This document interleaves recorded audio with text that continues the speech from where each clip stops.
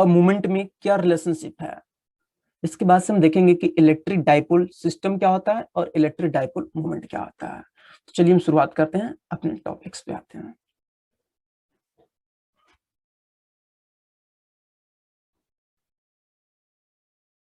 जैसा कि आपकी स्क्रीन पे दिखाया जा रहा है कि हमें सबसे पहले टॉर्क्यू को कवर करना है। पहले हम ये देखेंगे कि टॉर्क्यू क्या होता है। टॉर्क्यू को अगर हम हिंदी में बात करें तो हम कहते हैं आघूर्ण। मेरा सिंपल सा क्वेश्चन ये है कि आघूर्ण उत्पन्न कैसे होता है। तो अगर इस चीज को अगर हम यहाँ पे समझ लें कि आघूर्ण की उत्पत्ति कैसे होती है, किसी बॉडी पे फोर्स कैसे कैसे लगते हैं, तो शायद हम टॉर्क्यू को बेहतर तरीके से समझ पाएंगे। तो चलिए शुरुआत करते हैं। टॉर्क्यू को समझने से पहले हम मूवमेंट को समझेंगे। मूवमेंट मूवमेंट क्या होता है। मूवमेंट एक ऐसा वर्ड है जो हमारे लाइफ में बार बार कहीं न कहीं यूटिलाइज होता रहता है। तो हम समझने का प्रयास करेंगे कि कोई बॉडी मूवमेंट कब और कैसे करता है। देखिए, कोई बॉडी मूवमेंट करने के लिए यहाँ पे 3 कंडीशंस होना बहुत ही महत्वपूर्ण है। 3 स्थितियों का होना बहुत ही महत्वपूर्ण है।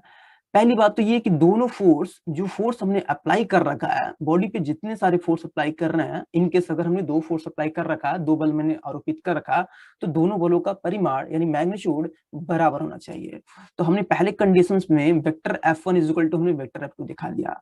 दूसरे कंडीशंस में मैं ये दिखा देता हूँ कि दोनों बलों का जो परिमाण बराबर होने के साथ साथ दोनों बलों की क्रिया रेखाएं, सॉरी, दोनों बलों की जो दिशाएं हैं, एक्टिव डायरेक्शन ऑफ एक्टिव, जो बल की जो दिशा है, वो बल की दिशा एक दूसरे के बिल्कुल विपरीत होनी चाहिए। तीसरी स्थिति को हम यहाँ पे ऐसे दिखा देते हैं कि F1 F2 दोनों की क्रिया रेखा, दोनों की क्रिया रेखा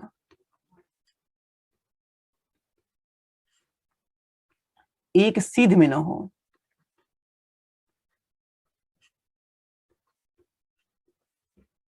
देखिए, यहाँ पे एक नया वर्ड आ रहा, बल की क्रिया रेखा। तो हम समझते हैं कि बल की क्रिया रेखा क्या होती है। तो मैं यहाँ पे 2-3 एग्जांपल सेटअप करने के बाद मैं समझाने का प्रयास कर रहा हूँ। मैंने मान लिया कि मेरे पास कोई बॉडी है, बॉडी का नाम ए है। इस बॉडी पे हमने 2 बल लगाया। पहला बल लगाया F1 is equal to 10 Newton का, और दूसरा बल लगाया मैंने F2 is equal to 10 Newton का। तो हम ये पूछेंगे कि बॉडी क्या ये मूवमेंट करेगी। तो अगर ये बॉडी इन तीनों कंडीशंस को सेटिस्फाई करती है तो हम कहेंगे कि बॉडी मूवमेंट करेगी, वरना नहीं करेगी। तो हम ये चेकआउट करते हैं कि क्या ये तीनों कंडीशंस यहाँ पे सेटिस्फाई कर रहा है कि नहीं कर रहा। पहला कंडीशन ये है कि दोनों बलों का परिमाण बराबर होना चाहिए। तो हमने देखा कि दोनों बलों का परिमाण बिल्कुल बराबर है, यानी पहला कंडीशन होल्ड कर रहा है। दूसरे कंडीशंस को हमने देखा कि दोनों बलों की दिशा एक दूसरे के विपरीत होनी चाहिए। तो दोनों बलों की दिशा बिल्कुल एक दूसरे के विपरीत है, यानी दूसरे कंडीशंस को भी होल्ड कर रहा है। तीसरा ये कंडीशंस का रहा बल की क्रिया रेखा। तो मैं आपको बताना चाहता हूं कि बल की क्रिया रेखा क्या होता है।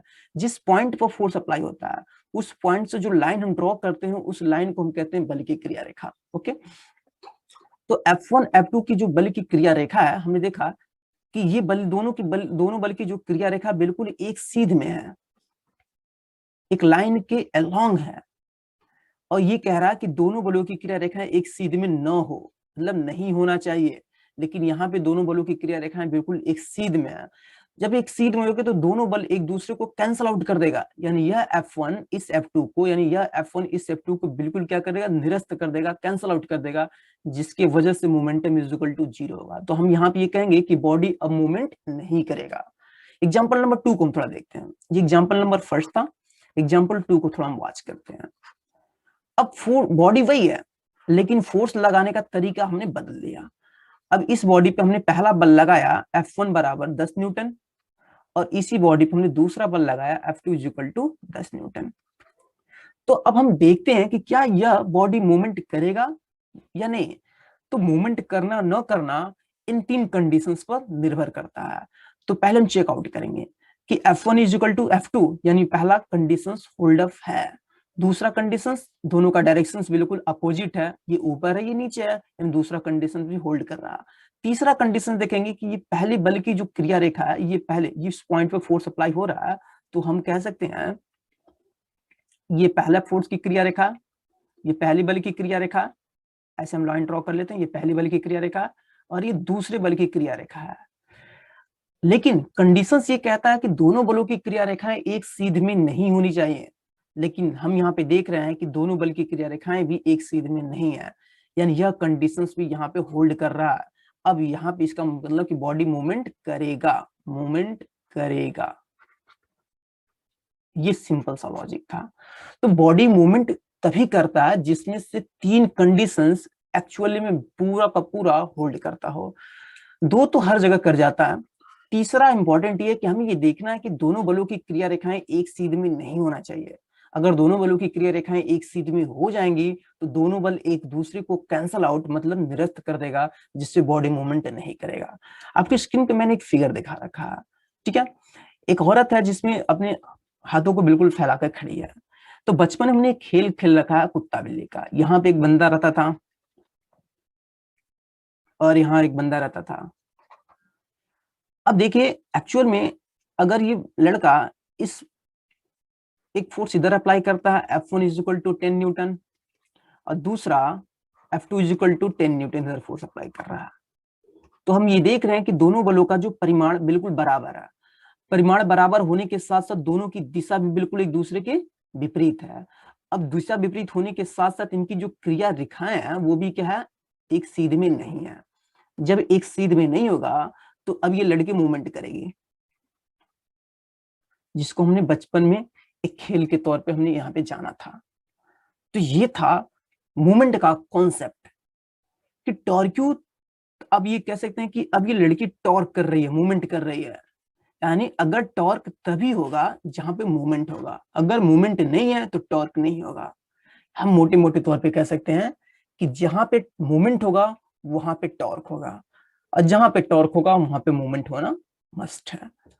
तो टॉर्क को समझने से पहले मूवमेंट को समझेंगे। तो हमने मूवमेंट का एक एग्जांपल मैंने लेके समझाया। तो मूवमेंट में तीन कंडीशंस होते हैं, F1 is equal to F2, F1 is equal to minus F2। यहाँ पे जो नेगेटिव साइन है वो ये रिप्रेजेंट कर रहा है कि दोनों जो फोर्स यहाँ पे अप्लाई हो रहे हैं, दोनों फोर्स का डायरेक्शन बिल्कुल एक दूसरे के अपोजिट है। तीसरा कंडीशन ये होता है कि F1 F2 दोनों की क्रिया रेखाएं एक सीध में ना हो। जैसे पहले केसेस में हमने देखा कि दोनों की क्रिया रेखाएं बिल्कुल एक सीध में था, तो यह F1 फोर्स इस F2 फोर्स को कैंसल आउट कर दिया, जिसकी वजह से बॉडी का मूवमेंट कितना हो गया, जीरो। तो हम कह सकेंगे कि बॉडी अब मूवमेंट नहीं करेगा। लेकिन दूसरे कंडीशंस में हम देखेंगे कि F1 और F2 दोनों की क्रिया रेखाएं बिल्कुल अलग अलग है, जिस वजह से अब बॉडी यहाँ पे मूवमेंट करेगा, या तो क्लॉकवाइज या तो एंटी क्लॉकवाइज। तो ये एक कॉन्सेप्ट था मूवमेंट का। अब आगे हम बढ़ते हैं, देखते हैं इलेक्ट्रिक डायपोल मूवमेंट क्या होता है।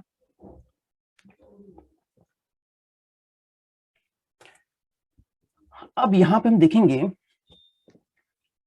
जैसे इस फिगर में हम देखते हैं, अब टॉर्क को हम समझ लेते हैं। टॉर्क क्या होता है, आघूर्ण क्या होता है। हमने इस फिगर में देखा एक स्लाइड है जिसपे यहाँ पे दो फोर्स अप्लाई हो रहा है, पहला फोर्स F1 और दूसरा फोर्स F2, ठीक है। और इस स्लाइड को हमने यहाँ पे एक किसी पॉइंट पर फिक्स कर रखा है, और यहां से जो लाइन ड्रॉ करेंगे एक्चुअल में ये लाइन कहलाएगा axis of rotations. Y dash को हम कह सकते हैं घूर्णन अक्ष। अब कहानी वही है कि ये बॉडी टॉर्क को अगर उत्पन्न कर रही है, इस बॉडी में अगर टॉर्क उत्पन्न हो रहा है तो कहीं ना कहीं मोमेंटम है, कहीं ना कहीं मोमेंट है। तो हम देख रहे हैं कि पहली बॉडी पे जो फोर्स अप्लाई हो रहा है F1, दूसरे बॉडी पे जो फोर्स अप्लाई हो रहा है F2। ओके, दोनों फोर्स का मैग्नीट्यूड इक्वल हो भी सकता है। यहाँ पे तो हमने F1 F2 के तौर पे एज्यूम कर रखा है। दोनों फोर्स का डायरेक्शन बिल्कुल अपोजिट है। डायरेक्शन अपोजिट होने के साथ साथ दोनों फोर्स की जो क्रिया रेखा है वो बिल्कुल अलग अलग है, जिसकी वजह से अब बॉडी क्या करेगा, टॉर्क करेगा, मूवमेंट करेगा, या तो क्लॉकवाइज करेगा या तो वो एंटी क्लॉकवाइज करेगा। तो ये था टॉर्क का रिलेशनशिप, टॉर्क का मतलब था। अब यहाँ पे टॉर्क का सिंपल सा कॉन्सेप्ट ये होता है, जैसे मैंने मान लिया कि यहाँ हमने किसी बॉडी को हमने यहाँ पे ऐसे रख दिया और बॉडी को हमने यहाँ पे ऐसे सेटअप कर दिया, एक जगह फिक्स कर दिया, जिसको हम बोलेंगे घूर्णन अक्ष, इसको बोलेंगे घूर्णन अक्ष। और किसी पॉइंट पे हम यहाँ पे फोर्स अप्लाई कर रहे हैं, पॉइंट ए है तो पॉइंट ए पे मैंने फोर्स अप्लाई किया, वो पॉइंट फोर्स क्या होगा, मैंने मान लिया एफ है। तो इस पॉइंट पे हमने जो फोर्स अप्लाई किया, तो इस पॉइंट से जो हम लाइन ड्रॉ करेंगे इसे बोलेंगे बल की क्रिया रेखा, बल की क्रिया रेखा। ओके, अब घूर्णन अक्ष और बल की जो क्रिया रेखा की जो बीच की जो लंबवत दूरी है, परपेंडिकुलर डिस्टेंस, इसको हम मान लेते हैं आर। तो टॉर्क को हम टाउ से दिखाते हैं, इसका जो फार्मूला होता है force into perpendicular distance between axis of rotation and line of action. हम कह सकते हैं कि ये जो आर आपको दिख रहा है वो बल की क्रिया रेखा और घूर्णन अक्ष के बीच की लंबवत दूरी है। तो ये टॉर्क का सिंपल सा फार्मूला होता है फोर्स इनटू डिस्प्लेसमेंट। तो यह फार्मूला हम आगे चल के यहाँ पे यूज करेंगे, तो इसको थोड़ा सा हम यहाँ पे एक बेहतर तरीके से समझ सकते हैं, समझने का प्रयास कर रहे हैं। टॉर्क इज इक्वल टू होता है फोर्स इनटू परपेंडिकुलर डिस्टेंस। जैसे इस केसेस में हम देख सकते हैं कि यहाँ पे फोर्स क्या लग रहा है F2 और यहाँ फोर्स लग रहा है F1।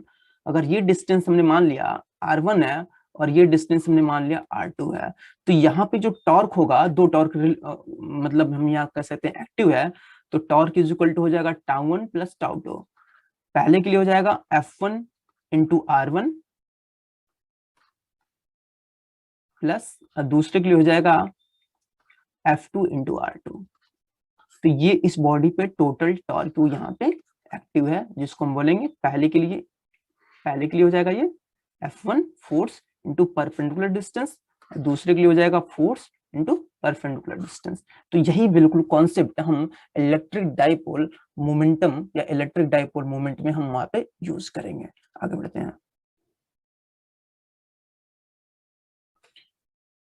अब हम आगे बढ़ते हैं अगले टॉपिक की तरफ, electric dipole system and electric dipole moment.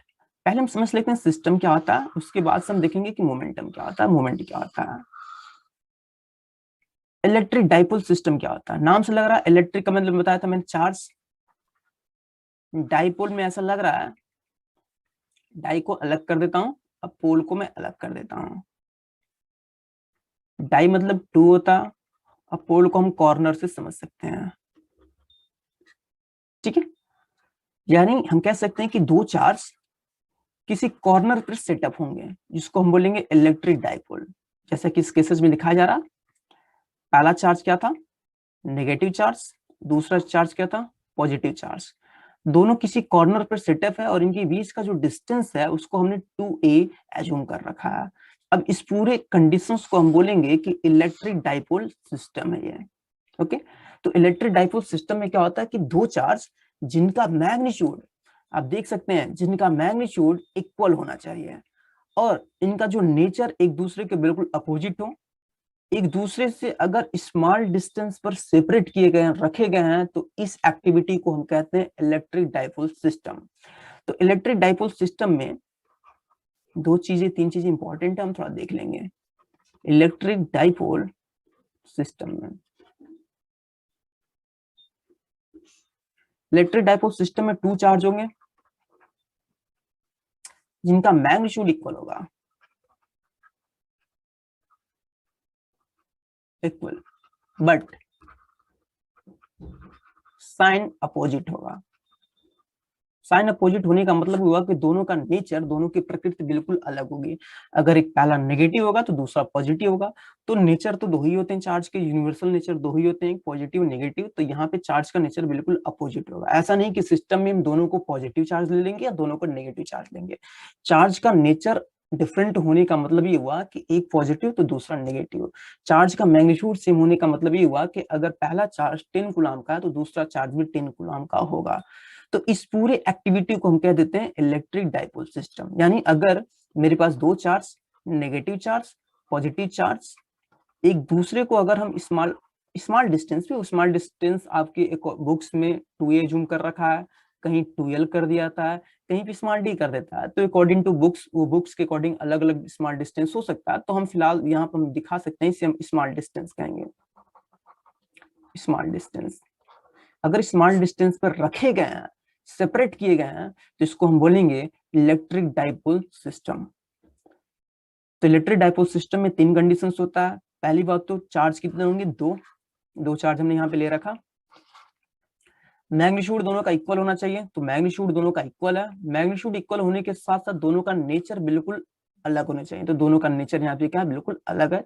अब इस एक्टिविटी को, इस पूरे सिस्टम को हम कहेंगे electric dipole system, EDS, electric dipole system. लेकिन कहानी यह है कि हमें ये जानना है कि इलेक्ट्रिक डाइपोल मूवमेंट क्या होता है, तो इसको हम आगे समझते हैं। इलेक्ट्रिक डाइपोल मूवमेंट क्या होता है? इलेक्ट्रिक डाइपोल आपने समझ लिया।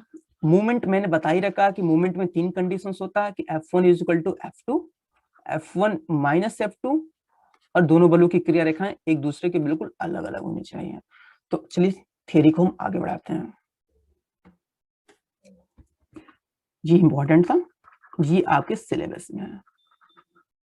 अभी तक हमने आउट ऑफ सिलेबस में डिस्कस किया ताकि हम जब सिलेबस पे आए तो आपको दिक्कत ना हो। तो सबसे पहले हम देखेंगे इलेक्ट्रिक डाइपोल मूवमेंट क्या होता है। इलेक्ट्रिक का मतलब चार्ज हमेशा की तरह, डाइपोल का मतलब टू। यहाँ पे जब मैं मूवमेंट को क्लियर करना चाहता हूं तो मूवमेंट का मैंने कॉन्सेप्ट अभी पहले थियरी में मैंने दे रखा है कि F1 is equal to F2 और F1 is equal to minus F2। ठीक है, यानी दोनों बलों का जो मैग्नीट्यूड इक्वल होने के साथ साथ दोनों बलों का जो डायरेक्शन से बिल्कुल अपोजिट होगा। F1 व F2 की क्रिया रेखा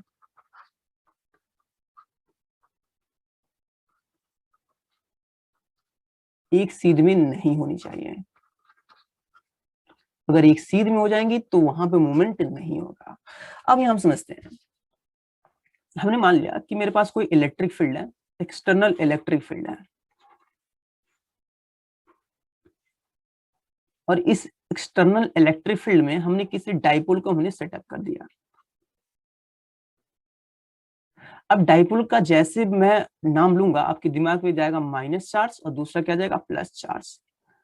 अगर इनके बीच का डिस्टेंस हमने मान लिया वो 2L है या 2A एज्यूम कर लेते हैं यहाँ पे, तो चूंकि ये डाइपोल सिस्टम इस इलेक्ट्रिक फील्ड में रखा गया है, तो इस इलेक्ट्रिक फील्ड के कारण यहाँ पे डाइपोल में जो चार्ज आपके सामने दिख रहे हैं, नेगेटिव चार्ज, पॉजिटिव चार्ज, इस पर एक इलेक्ट्रिक फोर्स अप्लाई होगा।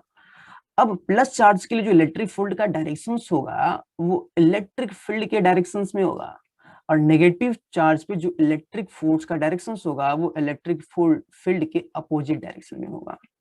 ठीक है, तो हम यहाँ पे अभी F से ही अज्यूम करेंगे। हमने देखा कि दोनों फोर्स का मैग्नीट्यूड इक्वल है, क्योंकि दोनों फोर्स पर जो दोनों का डाइपोल में जो दोनों चार्ज हैं, चार्ज का मैग्नीट्यूड इक्वल होने की वजह से इस पे जो फोर्स अप्लाई हो रहा है, फोर्स का मैग्नीट्यूड भी इक्वल है, यानी दोनों फोर्स का मैग्नीट्यूड इक्वल है। डायरेक्शंस बिल्कुल अपोजिट हैं, तो डायरेक्शंस भी बिल्कुल यहाँ पे अपोजिट हैं।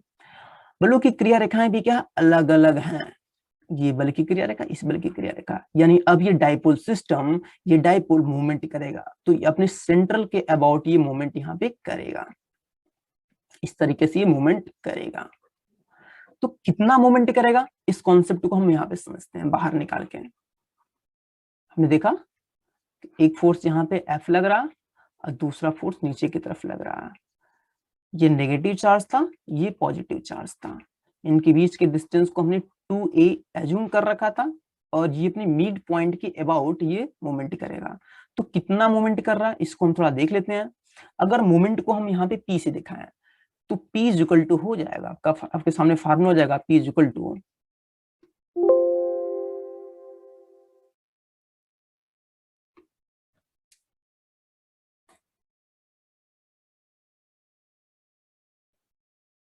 मूवमेंट।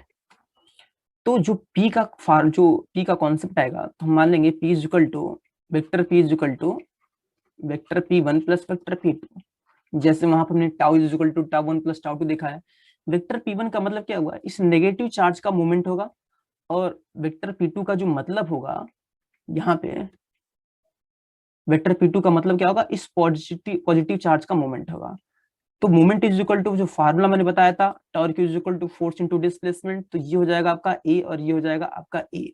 ओके, तो फोर्स इनटू डिस्प्लेसमेंट, तो फोर्स इतना अप्लाई हो रहा एफ का, और डिस्प्लेसमेंट कितना हो रहा, फोर्स किसकी वजह से अप्लाई हो रहा है, चार्ज की वजह से हो रहा है। तो यहाँ हम चार्ज का कॉन्सेप्ट को यहाँ पे सेटअप करेंगे, क्यू डिस्प्लेसमेंट कितने ए का है, तो P1 का जो मैग्नीट्यूड हो जाएगा Q इंटू ए। P2 का भी कितना होगा, ये जो फोर्स अप्लाई हो रहा है किसकी वजह से हो रहा है, चार्ज की वजह से हो रहा है, तो चार्ज का मैग्नीट्यूड और डिस्टेंस की परपेंडिकुलर डिस्टेंस लिया जाएगा ए, दोनों को जोड़ देंगे तो vector P is equal to Q into 2a। ये आपका फार्मूला जिसको बोलेंगे हम इलेक्ट्रिक, ये डाइपोल मोमेंट है, डाइपोल मोमेंट। तो डाइपोल मोमेंट में आपने जो कॉन्सेप्ट देखा कि जो डाइपोल सिस्टम है, डाइपोल सिस्टम में जो चार्ज लिए गए हैं, चार्ज का मैग्नीट्यूड और चार्ज के बीच का जो डिस्टेंस होता है, स्मॉल डिस्टेंस, इसका जो मल्टीपल होता है वो डाइपोल मोमेंट कहलाता है। तो ये डाइपोल मोमेंट कैसा है, आपके सामने पूरा का पूरा एक्सप्लेनेशन था। अब यहाँ से कुछ पॉइंट्स को हम नोट करेंगे। नोट कैसे, जैसे कि पहला नंबर कि डाइपोल मोमेंट को हम वेक्टर पी से दिखाते हैं, जो कि मैंने आपकी स्क्रीन पे दिखा रखा है। यह एक वेक्टर क्वांटिटी होता है, वेक्टर क्वांटिटी है तो आपके माइंड में जाएगा इसका डायरेक्शंस। इसका डायरेक्शंस देखिए, कन्वेंशंस होता है केमिस्ट्री और फिजिक्स में अलग अलग होता है, ठीक है। जब हम फिजिक्स की बात करते हैं तो नेगेटिव चार्ज से हमेशा पॉजिटिव चार्ज की तरफ होगा, यानी हम कह सकते हैं यहाँ पे इलेक्ट्रिक डाइपोल मूवमेंट का जो डायरेक्शंस होगा वो होगा हमेशा नेगेटिव टू पॉजिटिव। तो यहाँ मैंने दिखा रखा नेगेटिव टू पॉजिटिव। वही जब हम केमिस्ट्री में बात करते हैं तो पॉजिटिव से नेगेटिव आ सकता है। तो ये केवल कन्वेंशन है, हम फिजिक्स में मानेंगे कि नेगेटिव टू पॉजिटिव इस इलेक्ट्रिक डाइपोल मूवमेंट का ये डायरेक्शंस होगा हमेशा नेगेटिव टू पॉजिटिव। तो एक सिंपल सा कॉन्सेप्ट था इलेक्ट्रिक डाइपोल मूवमेंट का। तो आज के क्लासेस में हमने देखा कि टॉर्क क्या होता है, टॉर्क से रिलेटेड मूवमेंट क्या होता है, मूवमेंट में कौन कौन से कंडीशंस होते हैं जिसके बेस पे बॉडी मूवमेंट करेगा कि नहीं करेगा। इसके बाद से हमने टॉर्क के बारे में देखा कि टॉर्क का जो कॉन्सेप्ट था tau is equal to force into displacement, जो फोर्स अप्लाई हो रहा है और जो परपेंडिकुलर डिस्टेंस है बल की क्रिया रेखा और गोल्डन एज के बीच की जो लंबवत दूरी है उसका जो मल्टीपल है। इसके बाद से हमने देखा इलेक्ट्रिक डाइपोल सिस्टम क्या होता है, उसके बाद से हमने देखा कि इलेक्ट्रिक डाइपोल मोमेंट क्या होता है। तो ये जो कॉन्सेप्ट है वो इलेक्ट्रिक डाइपोल मोमेंट का एक्सप्लेनेशन है। इंपॉर्टेंट ये है कि हम ये देखना है कि इस इलेक्ट्रिक डाइपोल सिस्टम पे जो दो फोर्स अप्लाई हो रहे हैं एफ और एफ, ये एक्चुअल में बॉडी को मूवमेंट कराएगा, यानी यह टॉर्क, यह इलेक्ट्रिक डाइपोल सिस्टम किसी एक्सटर्नल फील्ड में रख दिया जाए तो मूवमेंट करता है, या तो एंटी क्लॉकवाइज मूवमेंट करेगा तो या तो क्लॉकवाइज मूवमेंट करेगा, और मूवमेंट कर हमेशा वो अपने इक्विलिब्रियम पोजीशंस में आने का प्रयास करेगा, यानी हम कह सकते हैं कि इलेक्ट्रिक फील्ड के डायरेक्शंस में आके रुक जाएगा। क्लियर है। तो इस चार्ज पर जो फोर्स अप्लाई हो रहा था एफ, वो किसकी वजह से था, चार्ज की वजह से था। तो हमने वही कॉन्सेप्ट अप्लाई किया फोर्स इनटू डिस्प्लेसमेंट का। तो फोर्स की जगह हम चार्ज को सेटअप करेंगे और परपेंडिकुलर डिस्टेंस हो जाएगा, यहाँ से हो जाएगा स्मॉल है। इसकी वजह से इसी प्रकार इस पॉजिटिव चार्ज के लिए चार्ज का अमाउंट यहाँ पे सेटअप करेंगे और ये परपेंडिकुलर डिस्टेंस हो जाएगा, दोनों को जोड़ देंगे तो Q इंटू 2a आ जाएगा। किसी किसी बुक्स में 2l दे रखा है, किसी किसी बुक्स में 2d दे रखा है, तो घबराना नहीं है, यही आपका प्रॉपर कॉन्सेप्ट था जिसको बोलेंगे electric dipole moment. Electric dipole moment is a vector quantity, it's directions always negative to positive. तो मिलते हैं अगली वीडियो में, तब तक के लिए धन्यवाद।